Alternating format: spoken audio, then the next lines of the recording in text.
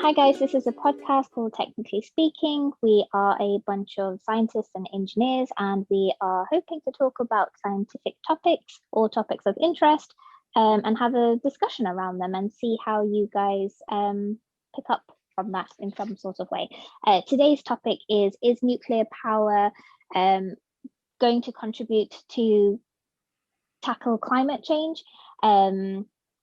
We have on the line, we have Laura, we have Aneeqa, and we have Cara, and myself, Amina, and we are going to see how this discussion goes. So would you guys like to perhaps maybe give you an introduction about yourselves? Yeah, I guess I'll go first. So I worked in the nuclear industry on and off for quite a while now, about 15 or so years. I know quite a lot about nuclear waste and a little bit how nuclear power technology works as well, and generally stuff about the risks associated with it, the benefits of it and that sort of thing. Aneeqa, do you want to go next? Yeah, sure.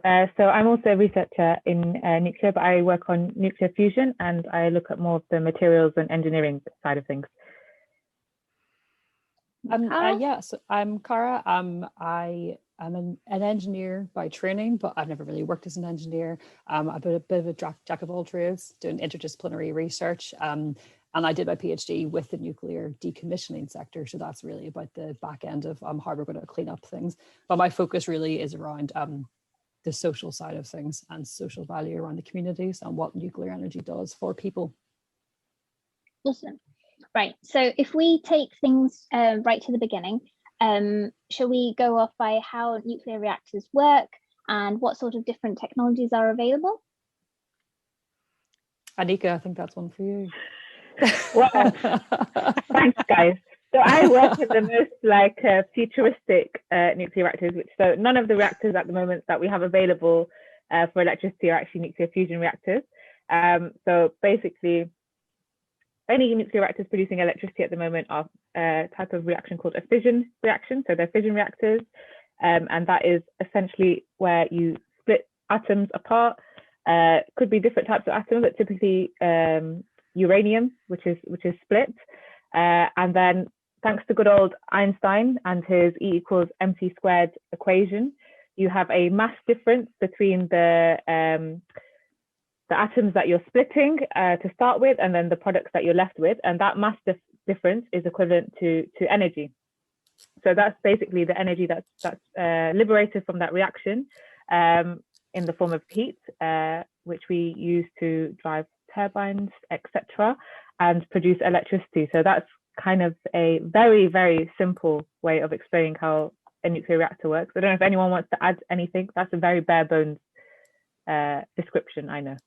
Yeah, I came across someone who said that the most basic form of describing how a nuclear reactor works is imagining it as a giant kettle. So basically you heat it up and you produce steam, and then the steam turns into the turbines, and then that effectively produces energy. And the way that you get the heat and stuff, again, can obviously be done by fission or fusion. Fusion is what Aneeqa was talking about. So I have a possibly really ignorant question, because I know so little about fusion power, but did you say that also drives a turbine, right? Well, theoretically, if we ever produce a power plant that can actually produce electricity, controversial topic, I know. But yeah, so essentially, I guess it would work in the same way that, yeah, you would generate heat, drive a turbine with steam, etc., and produce it the same way. But I know potentially maybe people are working on more efficient technologies, etc., or secondary applications is a big hot topic at the moment. So not necessarily using the energy liberated to provide electricity, but maybe for other purposes. So a big one at the moment is producing hydrogen. The hydrogen economy is a big buzzword that's floating around at the moment. People want to convert from traditional gas to hydrogen in the transition to, you know, a cleaner society. So that could be a potential secondary application we could use for fission or fusion reactors. And other kind of things could be like desalination and stuff like that. So using the heat for other things apart from just electricity is something that we need to think about as well when transitioning to cleaner forms of technology and energy. Yeah, there's talk about using the steam that's generated to sort of like as district heating, isn't there? Yeah. Yeah, which I think could be a pretty cool use of it. So you've got like those cooling loops. You'd have like the secondary cooling loop, I guess, that would somehow interface with a grid of hot water running under the city, I guess, or town, or wherever you are. I haven't heard of that before. I guess that's a question. Sorry, maybe this is a bit off topic, but fission reactors tend to be in the middle of nowhere in the UK, so district heating wouldn't work as well. Do they imagine that fusion reactors will be closer to people? I mean, I'm not sure actually. So there's a bit of a, what's the word? Debate, maybe? I think, yeah, debate's the word I'm looking for. So some people are pursuing this, like kind of the larger the reactor, the more energy you're gonna liberate and the more electricity you can produce. But there's also kind of current work looking at smaller reactors due to new technology that's being developed. They can actually build smaller reactors that in theory could generate the same amount of electricity as larger ones. So it's these new high temperature superconductors that can essentially shrink down the size of your reactor. So that could be really interesting in terms of where fusion reactors could be located in the future. I think so. Then in terms of just different types of nuclear energy, that's also the future of fission. They're kind of saying about small modular reactors because fission technologies over the decades have changed quite a lot. The UK has quite a unique setup for what they have. So they do think going forwards they do plan to continue building fission reactors. But yeah, maybe some of the small modular ones that you said. Although going back to the point that you guys were saying about being sort of remote, the SMRs are still, sorry, the small modular reactors, which are known as SMRs, they're still hoping to be quite remote. They're still going to be sort of right now the sort of preliminary planning that they're doing and the areas that they're looking at to sort of corner off for SMR production, they're all still really remote. They're not sort of coming inwards or anything.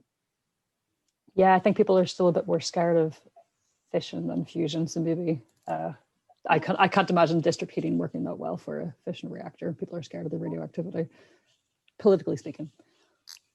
We have Rwayda as well on the line, who I think has a question.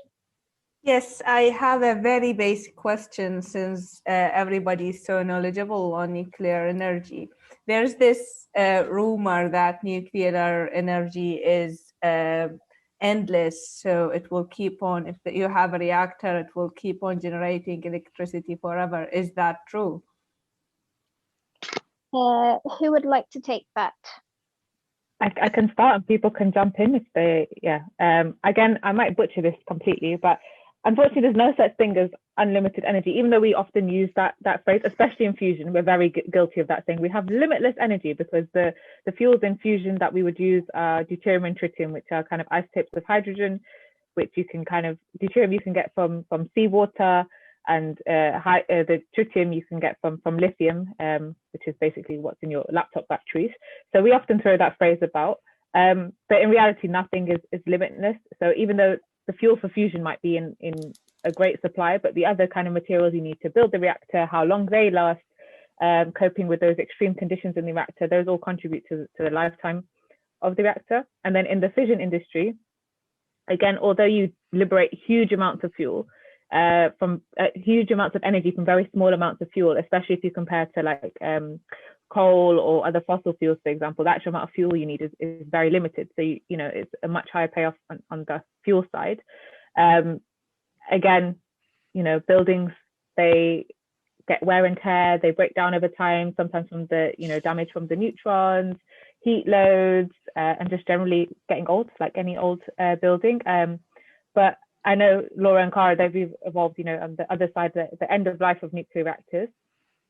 But I think also equally with that, people are trying to extend lives as well of nuclear reactors and keep them going for longer, to make them more worthwhile too. Laura and Cara, I don't know if you want to. Yeah, I'm trying to think how long a lot of the reactors have been around for. I want to say some of them like 50 they say years. 60 years. Yeah. 60 years. They're trying to go for 60 years now. So now everything that's coming out, they're typically saying about 60 years. Yeah, which is a pretty long time for a piece of technology that's being like irradiating itself quite heavily. Yeah. And I guess the other thing about fission reactors, I'm going to keep stumbling over that word because I keep mixing up fission and fusion because I don't tend to deal with the power side of it. I work well with waste from old technology, and that's a lot doesn't really have those phrases involved. But I think after about sort of a couple of percent burn up from the fuel, so a very small amount of uranium is converted to something else, falling apart. Those fission products start to affect the efficiency of the reactor, so the amount of energy can be liberated falls. The fuel then has to be taken out, and then it can be recycled. So you extract those fission fragments that aren't useful, and you can take the other sort of 94% of uranium or whatever it is and put that into fresh fuel rods, so you can keep recycling it quite often, I think. Yeah, you can. So you can change the configuration of the reactor quite frequently according to how they're being irradiated and stuff, and so that way you extend its life effectively. And you obviously, but you do obviously have power outages and stuff as with any sort of power supply, where they need to do maintenance and stuff. But the power outages don't seem to be too long, because they kind of know what they're doing and they're kind of maintaining things along the way that alongside the way that they're going. So it's quite efficient, really, I'd say. So the big question here is, if nuclear is great in so many ways, then what's the main problem? Why do environmentalists not like nuclear power? Why do we not have a big sort of backing of, yes, this is the future, let's go, go, go, go? I think that's a really good question. And I think one thing that we should reference in the podcast today is the International Energy, I want to say Authority, IEA? Is it Authority? I think it's Authority. Agency, yeah, IAEA. Not IAEA, it's the other one. I always get them too confused. So IAEA is the International Atomic Energy Agency, but there's also the IEA, which is the National, I want to say International Energy Authority. But let me just Google this as we speak. But they've had a flagship report end of last year, in which they've kind of modeled its agency, its International Energy Agency. But yeah, so they've got this World Energy Outlook, and they've got these kind of goals and a sustainable development scenario. And within that, going forward, of course, renewables will play a part, but they've actually said within that nuclear has to play a part in that. And I think last week also Bill Gates said something about this, that nuclear really has a key role to play if we are to meet those kind of climate change goals. Because although the renewable technology is there and it's great, it still has its issues. You know, if it's not windy on certain days, if it's not sunny on certain days, you don't have a stable baseload supply of energy, and our world needs energy, whether we like it or not. So nuclear really does have a key role to play in that. But I think obviously it does have this issue with public perception, and maybe that goes to the social value side as well, Cara. I don't know if you want to add anything on the social side. I could wax lyrical about this for a long time. I think there's a lot to say about the perception of nuclear. A lot of it is to do with risk perception. I think if you go back and look at the history of it a little bit, when nuclear energy was kind of first being like shown around the world, started off really in England, of how great it was, and they kind of said this is going to be energy that's so cheap, we'll have so much we wouldn't even know what to do with it, and it was going to completely revolutionize society. But then, of course, along with that came a lot of the atomic weapon issues, and then there was things happening, like in the bombs going off in different countries around the world, and that basically just completely conflated what everyone's perception of it was. So my accent is very Irish. I'm from Ireland, where we don't have nuclear power stations. But what we had in the papers a lot whenever I was growing up was that Sellafield sits in the west coast of England, which is across the sea from Ireland, and people in Ireland constantly talked about how there was higher illness rates on the beaches along the east coast of Ireland, because they said the energy was coming over, and it was this very much like fear thing. So I've been on that side of the fear of it. Maybe that was perpetuated further by weird relations between Ireland and England, because there was always another agenda coming along. So it is very much these stories that get told around what people think about nuclear. But I think a lot of it is to do with perception. And I think I used to be kind of willfully ignorant to what nuclear energy potential had. But I think now I've come around to the idea that, yeah, it kind of needs to play a role in the future going forwards. And some stats that go along with that, I think, is that nuclear is an incredibly regulated industry. And so people are very aware of what the dangers are and what the risk of the waste is. But actually, if you compare it to coal, if you compare it to other fossil fuels, like actually the radiation of waste is considerably less. It's far more controlled. It's technically cleaner in ways. If you compare it to petrochemical industries, again, it's kind of like, you know, there's a lot worse things going on in the world. So not saying that that makes nuclear okay, but I'm just saying, you know, that we have to kind of reframe what the discussion is. And I think a really great example of that is one of the founders of Greenpeace, who are notorious for being very anti-nuclear. He now is no longer with Greenpeace, and he is now an advocate for nuclear energy, because he realized that when you look at the science in a different way, it kind of can be seen very differently. So I think a lot of it is to do with around the messaging of what radioactivity really is, and a lot of the fear. So again, another story from my childhood is I'm a huge fan of The Simpsons, where nuclear energy plays a big role, and that would probably be like my biggest education as a kid of what nuclear energy was. And you see the three-eyed fish all the time, right? That's just kind of what the pop culture references make. And or Spider-Man, like people are kind of told that radioactivity is really dangerous, and that's kind of constantly what you're told. How many people have those stories around coal? Probably not many. So that's a kind of a roundabout way of just kind of talking about how it's a strange industry that there's lots of myths around. I think your point of view is really good. Like, so I'm from a safety background, and I have to say that I was so surprised when I joined the safety side. I'm originally a materials person, so I wasn't really sort of aware of all of these things. But when I came into safety, the amount of precautions they're having to take on every little thing is, sometimes you would stop in your tracks and you would say, my God, this is just too pessimistic. This is just not, you know, this would never happen. If you look into the history of nuclear accidents and stuff, the amount of fatalities that we've had in the nuclear industry are far less than what the fatalities have been in the coal or even in the oil and gas industry. Like, it's just, the fatalities comparison is just, it's ridiculous how much negativity that we have around the nuclear industry in comparison to the other ones. If you look at all the major accidents that we've had in the nuclear industry, like sort of Fukushima, everyone sort of says that it was a big thing, but actually it was just a hydrogen explosion. If you sort of go into it and look into the details of it, so the safety around the nuclear industries, it's just inherently built into it so much that actually to have sort of like a nuclear accident is it's quite slim. I think actually people who work in nuclear, people who are now realizing that the messaging needs to change slightly, is that they've realized that this constant like, oh, but it's safe, we can prove to you it's safe, has it made people think like, is it safe really? You know, like, why are you trying to reassure us so much?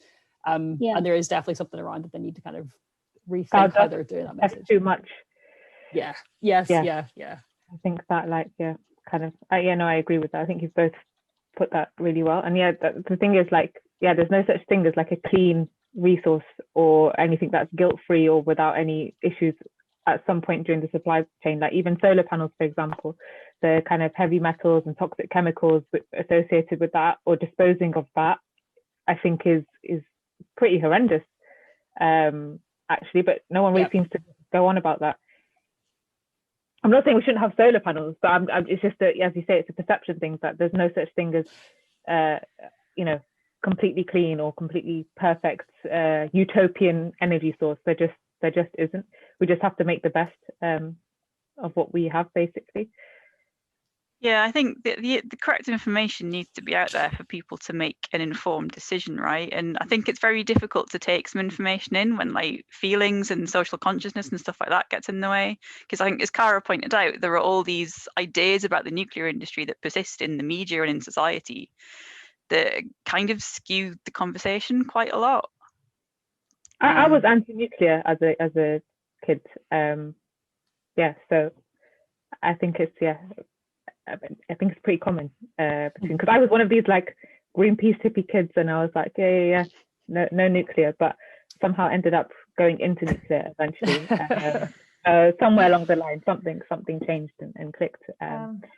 definitely yeah. think it's all about perception. Like the amount of STEM events I've done, and I've had people, or even kids as well as parents, come up and be like, what is it with this industry? Why do you work in this industry? It's not safe. And you have like a 10-minute conversation with them and they walk away and think, actually, no, that's really good. So it is just about a matter of just getting out there, speaking to people, addressing their concerns.